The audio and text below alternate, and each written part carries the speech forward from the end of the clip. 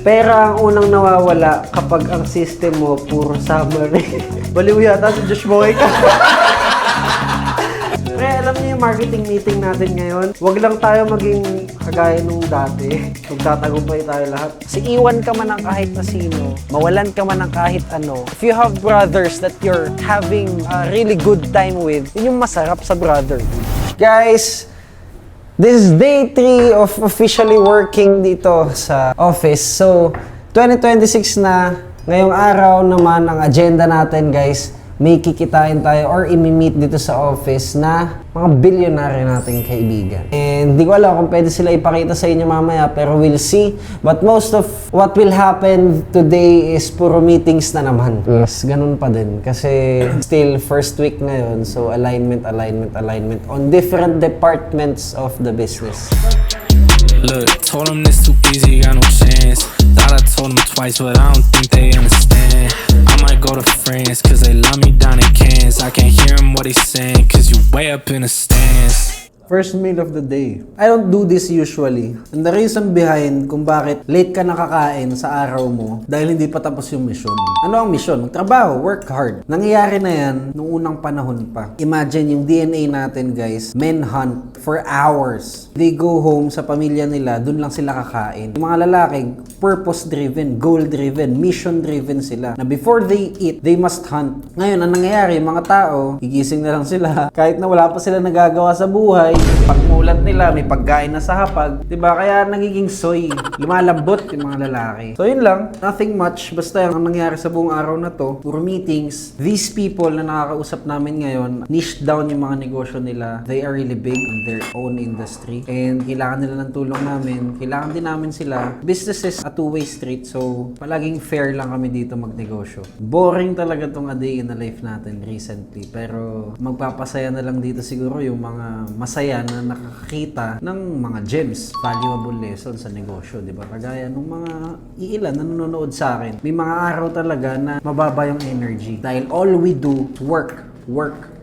Yun yung kailangan mo tiisin kasi yun yung malaki yung ambag sa success. Yun yung nagko-compound. These little moments, these boring days na araw-araw ginagawa namin kahit na ayaw namin gawin. Diba? Ito yung magko-compound para maabot ulit namin yung goal namin, which is success. Another achievement. Pagpasok ng 2025, sabi ko sa inyo, nagsisisi ako kasi hindi ko na-document lahat, di ba? Well, now, what I'm doing is dino-document ko lahat, even these boring moments.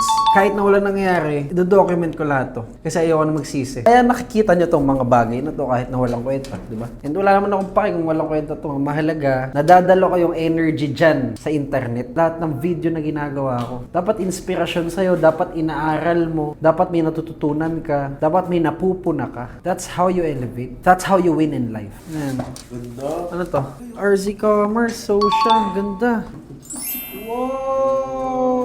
Thank you so much, Miss Pam, sa pinadala mo na wine and yung mga wine tools natin dito. Sobrang ganda. Grabe yung box, guys. Tinan nyo. RZ E-Commerce Corporation. Tapos, naka-engrave na social name dito, di ba? Sobrang na-appreciate natin to. Thank you so much, Miss Pam. Di mo kami nakalimutan. Grabe. Kaya, balik na tayo sa system ni Miss Pam. Gawin na Reminder lang yan. Reminder. Oh. Gawin nyo yung system, ha?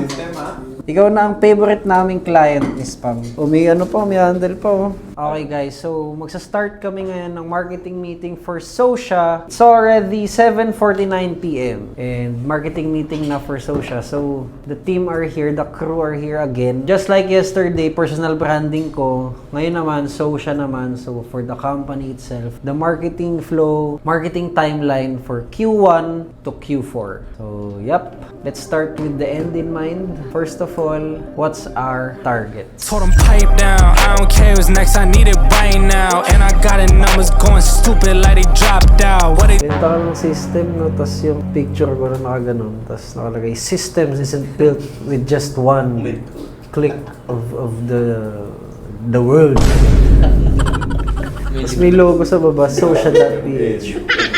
Wow! Tapos may mga timbangan, May calendar, may clock, may calendar, may aeroplanong gumagano. Eh kung sinabi mo na ayaw mo nang malugi dahil nananakawan ka ng sales, yun lang, yun yung caption mo. Pwedeng Englishin mo lang, tapos maikling caption, ayaw mo nang malugi kasi nananakawan ka ng sales. Get your own accounting software today! Kasi wala kang POS. O get your own POS today. Ang mahalaga lang yan, tol, yung graphic na malinaw.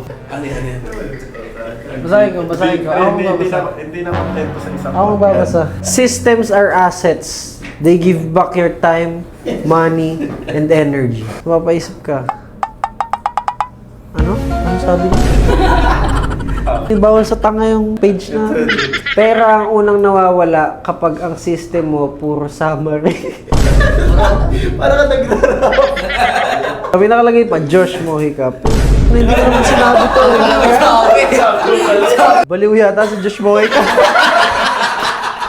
Pre, alam niyo yung marketing meeting natin ngayon? Huwag lang tayo maging kagaya nung dati. Yun lang yung marketing strategy natin. Hindi lang tayo magiging kagaya ng mga ganong post. Magtatagumpay tayo lahat. I think it hit me on the L like in the summer there's a smell that this job is breaking me down like what you do. We're here at Forbes Town. So ito yung chill place sa BGC. This is where people snack, drink a little. Sa buong BGC, di ba palace yung wild nightlife? Dito naman sa Forbes Town, medyo chill. So people here are just sitting, drinking, so not much partying. So if you wanna feel the vibe na chill na gabi sa BGC, you wanna drink some, dito sa Forbes Town kayo pumunta. I keep myself rewarded. Everyday naman, may na-accomplish tayo. Everyday, I achieve something. So dapat, gabi, nandun na yung pahinga ko. I always give myself time to rest and rethink my day, my decisions today. Parang kinabukasan or pag uwi ko ng bahay, I'm refreshed. Diba? Hindi ko dala yung burden or yung stress sa work. So, tinatapos ko siya ng smooth. Diba? Kasi stressful yung office, yung work. Well, mataas naman yung stress tolerance natin, pero I make sure I end it well. Pero kung totoo, nagutom lang talaga ako, nagdano ko sila. Tara na, kain na tayo. It's all in the game. She's the regular player. Yeah, the girl is a gamer. Guys, yung protein intake namin, nadagdagan ng onting soju. So yung manok, nawala eh. Napalitan lang yung lamesa ng 1, 2, 3, 4, 5, 6. Sober pa din. So we end this night with a really good and a great talk with my really close friends. Kasi ito brothers to eh. Nakasama mo to the highest of highest and the lowest of lowest. And yun yung kailangan mo sa buhay mo. But that's what men need to seek. The brotherhood. Na hindi mo makakuha sa women, hindi mo makakuha sa bloodline, hindi mo makakuha sa family. Hindi mo makukuha yung relationship with a brother na hindi mo kadugo. Pero yung loyalty nandun, yung commitment nandun, yung drive nandun to help each other and understand each other. And I hope you guys magkaroon din kayo. Seek for brotherhood because that's what makes men real men. Yun yung gagawa sa tunay na lalaking version mo. Being surrounded by men who's on the highest echelon of masculinity or playing on the field na working towards punching the moon, pare. Yung mga lalaking ginagawa yun together with you, yun yung mga brothers mo. And i-cherish mo sila. Kasi iwan ka man ng kahit na sino, mawalan ka man ng kahit ano. If you have brothers that you're having a really good time with, kaming lahat, we can spend time sa Thailand with 10,000 pesos on our bank accounts. We would still laugh our asses off. Magkikwentuhan pa din kami kahit na 5,000 na lang yung laman ng bangko namin. Tatawanan pa din kami. Yun yung mga brothers mo. And i-cherish mo sila. Yun yung masarap sa brotherhood. Babae, may chance na magkaroon ka ng 5,000, hindi mo na magawa itong mga bagay na to para sa kanya for a longer period of time. If may patience yung babae, iwan ka na yan. Pero yung brothers, baka even 5 years na nagagaguhan lang kami, wala kaming pera, baka magawa eh. So that's what brotherhood is all about for men like us. Yun lang guys. Hope you guys learned sa vlog na to. Once again, this is Josh. And gusto ko lang sabihin sa inyo, there are seasons to life. You can be at your highest, you can be at your lowest. But the key to life is to just seize every moment. Masaya ka, malungkot ka, umiiyak ka, celebrating ka. Kung masaya ka ngayon, seize it. Kung umiiyak ka ngayon, it's painful, seize it. And ano man ang maging resulta, just make it up for yourself to become the best version of you up until the end. Gawin mo lahat ng decision mo ng tama. And tapusin mo itong buhay na to ng masaya ka on your preferences, on how you want to live life. And syempre, 100% of it, give it to the man above. Para sa akin, that's the most powerful thing. Alay mo kay Lord, kahit ano po.